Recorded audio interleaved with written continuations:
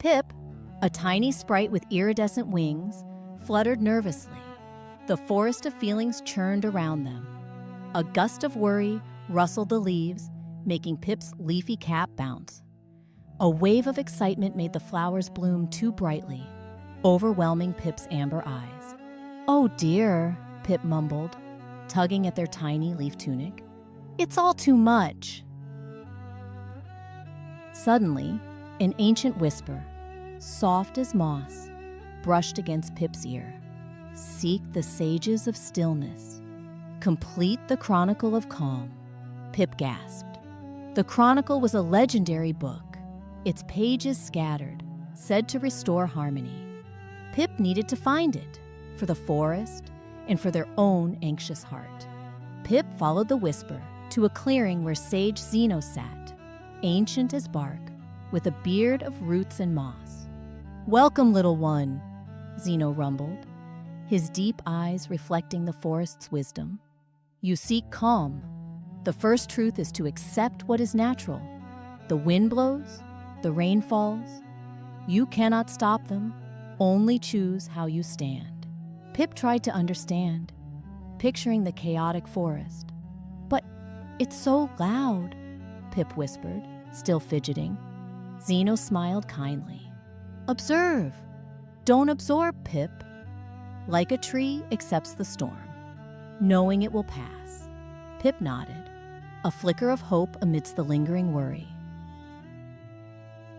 Pip journeyed on, the forest mood still swirling, though a tiny seed of Zeno's wisdom had taken root. Soon, Pip found Sage Epictetus, serene with stone-like skin and empathetic eyes. "Greetings, Pip," Epictetus said, hands clasped calmly. "Zeno taught you acceptance. Now, know this. True freedom comes from within. You cannot control what happens, but you can control how you react." As Epictetus spoke, a tempest of fear and anger swept through the forest. Trees thrashed, a dark cloud of worry descended. Pip trembled, wings fluttering wildly. This was their deepest anxiety mirrored. "It's too much," Pip cried, shrinking. "I can't control it." Epictetus' soft voice cut through the din. "The storm is external, Pip. Your reaction is internal. Choose calm, choose peace. Let the storm rage outside you, not inside your heart."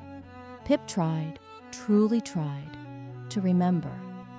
But the sheer force of the forest's turmoil still felt overwhelming, threatening to shatter their fragile progress.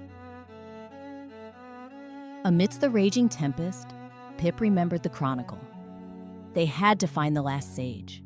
Pip pushed through the swirling emotions, guided by a new, quiet determination. Finally, Pip saw Sage Marcus Aurelius, noble and poised, his eyes steady, radiating quiet strength. "The forest is in disarray," Marcus Aurelius stated, his voice calm. "But even in chaos, we have a duty to act with virtue. You have learned acceptance from Zeno and control over reactions from Epictetus. Now, apply it. Your duty is to bring calm, not just for yourself, but for the forest." Pip looked at the storm, then at the sage. The combined wisdom clicked. Pip took a deep breath, focusing on their own steady heart. "I choose calm," Pip declared, no longer fidgeting. With newfound purpose, Pip fluttered through the forest, a tiny beacon of stillness. They didn't stop the wind or quiet the thunder, but they chose their own reaction. They gently touched panicked leaves, whispering words of quiet strength, a ripple of calm spreading from their tiny form. As Pip calmed their own racing heart, the forest's wildest emotions began to subside, mirroring Pip's inner peace. Pip then inscribed the final wisdom into the Chronicle of Calm. Accept, control, act with virtue. A profound stillness settled over the forest of feelings, and within Pip's heart, Pip, now a wise guardian, fluttered with quiet confidence, ready to guide others to their own inner calm.